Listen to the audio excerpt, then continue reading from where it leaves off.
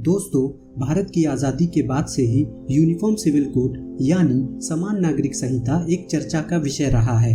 हालांकि अब तक इसे लागू नहीं किया जा सका है। साल 2019 में देश के सर्वोच्च न्यायालय सुप्रीम कोर्ट ने नाराजगी जताते हुए कहा था कि समान नागरिक संहिता को लागू करने के लिए अब तक केंद्र सरकार द्वारा कोई कोशिश नहीं की गई है।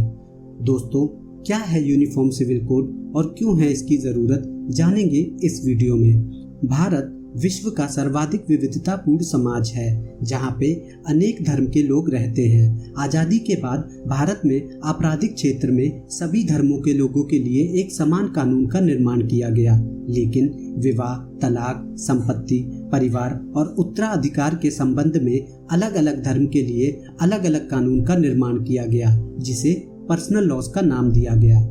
आसान भाषा में बोले तो हिंदुओं के लिए अपना अलग कानून है, जो सिख, जैन और बौद्ध धर्म के लोगों के लिए समान रूप से लागू होता है और जिसमें शादी, तलाक और संपत्तियों से जुड़ी बातें हैं। वहीं दूसरी ओर मुस्लिमों और ईसाइयों का अपना अलग अलग पर्सनल लॉ है। यूनिफॉर्म सिविल कोड यानी समान नागरिक संहिता का मतलब होता है सभी धर्मों के लिए एक ही कानून। अगर इस कानून को लागू किया जाता है तो सभी धर्मों के लिए फिर एक ही कानून हो जाएगा। मतलब जो कानून हिंदुओं के लिए होगा वही कानून मुस्लिमों और ईसाइयों पर भी लागू होगा। अभी हिंदू बिना तलाक के दूसरी शादी नहीं कर सकते, जबकि मुस्लिमों को 3 शादी करने की इजाजत है। समान नागरिक संहिता आने के बाद सभी पर एक ही कानून होगा, चाहे वो किसी भी धर्म, जाति या मजहब का ही क्यों ना हो। अब तक गोवा एकमात्र ऐसा राज्य है जहां पर समान नागरिक संहिता लागू है। वहां पुर्तगाल सिविल कोड 1867 लागू है, जिसके तहत उत्तराधिकार और विरासत का नियम संचालित होता है। शाहबानो केस समान नागरिक संहिता से जुड़ा हुआ एक प्रसिद्ध मामला है। इस केस में शाहबानो नामक मुस्लिम महिला को उसके पति के द्वारा तलाक दे दिया गया था। परिणाम स्वरूप शाहबानो ने मध्य प्रदेश उच्च न्यायालय में अपने पति से गुजारा भत्ता देने के लिए याचिका दायर की।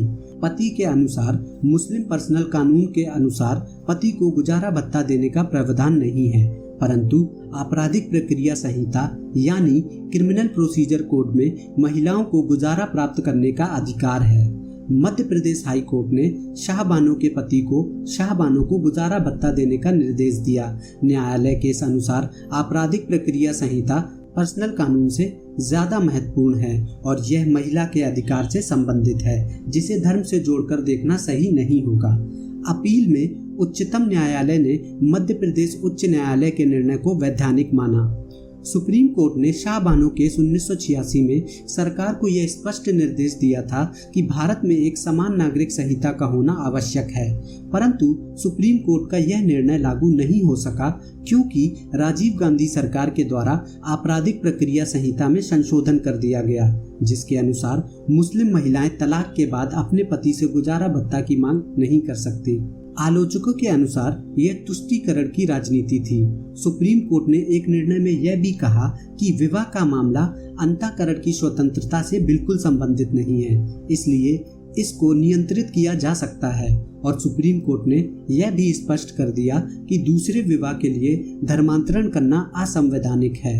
सुप्रीम कोर्ट के हाल के निर्णय में यह कहा जा चुका है कि बहुपत्नी प्रथा और 3 बार तलाक कहने का प्रावधान इस्लाम धर्म का मूल भाग नहीं है, बल्कि यह महिलाओं से जुड़ा हुआ एक सामाजिक मुद्दा है।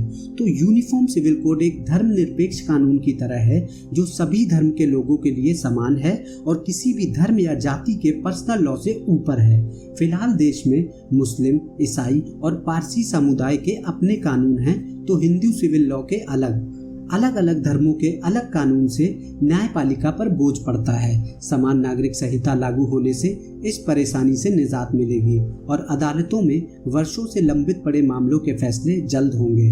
शादी, तलाक, गोद लेना और जायदाद के बंटवारे में सबके लिए एक जैसा कानून होगा, फिर चाहे वो किसी भी धर्म का क्यों ना हो। America, Ireland, Bangladesh, Pakistan, Malaysia, तुर्की, इंडोनेशिया, सूडान और इजिप्ट जैसे कई देश हैं जिन्होंने समान नागरिक संहिता लागू किया है। वहीं भारत में समान नागरिक संहिता का विरोध करने वालों का कहना है कि ये सभी धर्मों पर हिंदू कानून को लागू करने जैसा है। विरोध करने वाले ये भी कहते हैं कि इससे आर्टिकल 25 के तहत मिले अधिकारों का उल्लंघन होगा। आर्टिकल 25 धार्मिक स्वतंत्रता का अधिकार देता है। समान नागरिक संहिता का सबसे ज्यादा विरोध मुस्लिम पर्सनल लॉ बोर्ड करता है। उसका कहना है कि इससे समानता नहीं आएगी बल्कि इसे सब पर थोप दिया जाएगा। समान नागरिक संहिता को लागू करना बहुत टेढ़ी खीर है। वो सिर्फ इसलिए नहीं क्योंकि सभी धर्मों के अपने अलग अलग कानून हैं, वो इसलिए भी क्योंकि हर धर्म के जगह के हिसाब से भी अलग अलग कानून हैं। जानकार मानते हैं कि सरकार के लिए समान नागरिक संहिता को लागू करना एक चुनौतीपूर्ण काम है। मिसाल के लिए दक्षिण भारत में सगा मामा अपनी सगी भांजी से शादी कर सकता है, लेकिन उत्तर भारत में ऐसा नहीं होता। ऐसे में सदियों से चली आ रही इन प्रथाओं पर रोक लगाना चुनौतीपूर्ण है।